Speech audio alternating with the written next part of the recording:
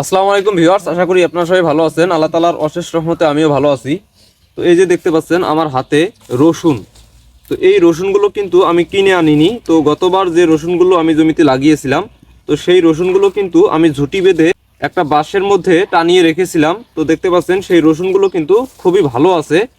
আর প্রত্যেকটা রসুন থেকে দেখতে পাচ্ছেন গাছ বের হয়েছে। তো এই রসুনগুলো কিন্তু এবার আমি জমিতে লাগাবো। তো এই জন্যই মূলত রসুনগুলো আলাদা আলাদা করে নিয়েছি। আর এই যে দেখতে পাচ্ছেন লাঙ্গল দিয়ে কাদিটা টানা হচ্ছে।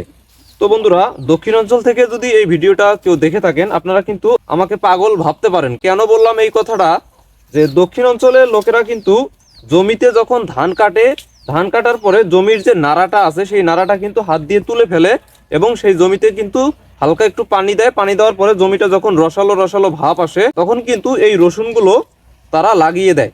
তো বিনা চাষেই কিন্তু তারা রসুনগুলো লাগায়। আর এই যে দেখতে পাচ্ছেন আমি জমিটা প্রস্তুত করে নিয়েছি। মোট কথা জমিটা চাষ দিয়েছি।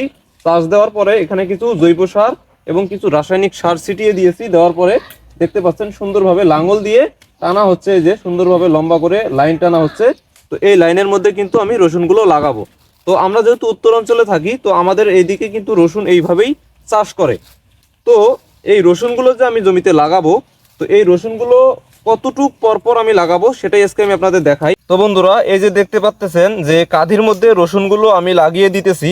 তো রসুন কিন্তু এইভাবে লাগাতে হবে। মোট কথা রসুনের গাছটা যেদিকে বের হয়েছে সেই দিকটা কিন্তু উপরে রাখতে হবে।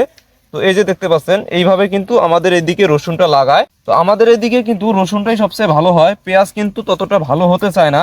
এই জন্যই মূলত আমাদের এদিকে রসুনটাই ব্যাপকভাবে চাষ হয়ে থাকে। তো একটা রসুন থেকে আরেকটা রসুনের দূরত্ব কিন্তু আমি 4 থেকে 5 ইঞ্চির মতো দিয়েছি।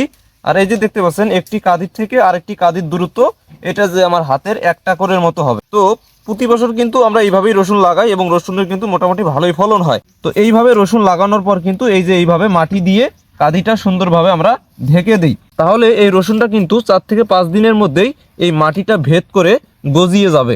আর এই রসুন যদি আপনি চাষ করেন, অবশ্যই মাটির নিচে আপনাকে ডিএপি সার, পটাশ সার এবং মাটির অনুখাদ্য, জৈব সার এগুলো কিন্তু দিতে হবে। তো আমিও কিন্তু এই জমিটাতে মাটির অনুখাদ্য হিসেবে জিঙ্ক, বোরন, সালফার, ম্যাগনেসিয়াম, কিছু জৈব সার, কিছু রাসায়নিক সার এগুলো কিন্তু দিয়ে দিয়েছি মাটির নিচে। তো এই যে দেখতে পাচ্ছেন রসুনগুলো এখন লাগাচ্ছি। রসুন যখন গজাবে তখন কিন্তু আরো বিভিন্ন ওষুধপাতি রসুনের মধ্যে স্প্রে করা লাগে।